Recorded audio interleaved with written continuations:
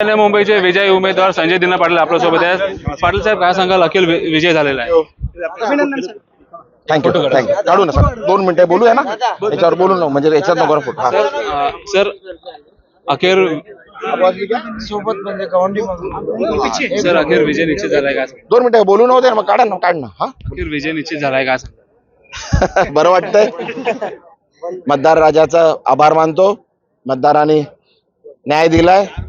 जे गलिच्छ राजकारण महाराष्ट्रामध्ये देशात चाललं होतं त्याच्या विरुद्ध मुंबईच्या, महाराष्ट्राच्या, ईशान्य मुंबईच्या सर्व जनतेने आणि मतदारांनी दाखवून दिलंय का बाबा महाराष्ट्रात हे अन्याय चालणार नाही आणि दिल्ली समोर महाराष्ट्र झुकणार नाही। सर तुमच्या विभागात अनेक घडामोडी घडल्या, गुजराती मराठी वादविवाद देखील झाले, काय सांगल्यावर तरी? नाही, त्यांनी हे वादविवाद त्यांनी करायचा प्रयत्न केला, खूप केलं।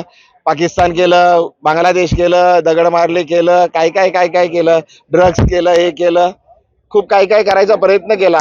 आता कसं असतं, मरता क्या नाही करता, त्यांनी सर्व प्रयत्न केले पण अखेर किती व्हेंटिलेटरवर किती वेळ चालणार, कधीतरी व्हेंटिलेटर काढावं लागलं, मग त्याच व्हेंटिलेटर निघालं। सर शेवटचा प्रश्न, अनेक दिग्गज नेते येऊन गेले, नरेंद्र मोदी यांचे रोड शो देखील तुमच्या विभागात झाला। मी आपल्या माध्यमातून माननीय पंतप्रधान साहेबांचा आभार मानतो की ते आले, पण त्यांनी खूप छोटा रस्त्यात ते चालले, म्हणजे रोड शो केला।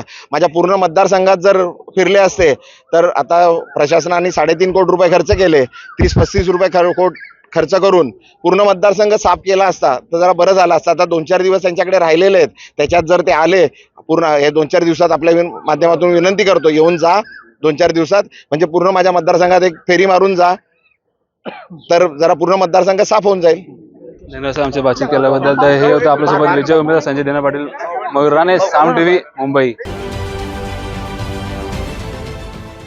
देश विदेशातील प्रत्येक घडामोडींचे लाईव्ह अपडेट मिळवण्यासाठी आता साम टीव्हीच्या सर्व सोशल मीडिया प्लॅटफॉर्मला लाईक, फॉलो आणि सबस्क्राईब करा।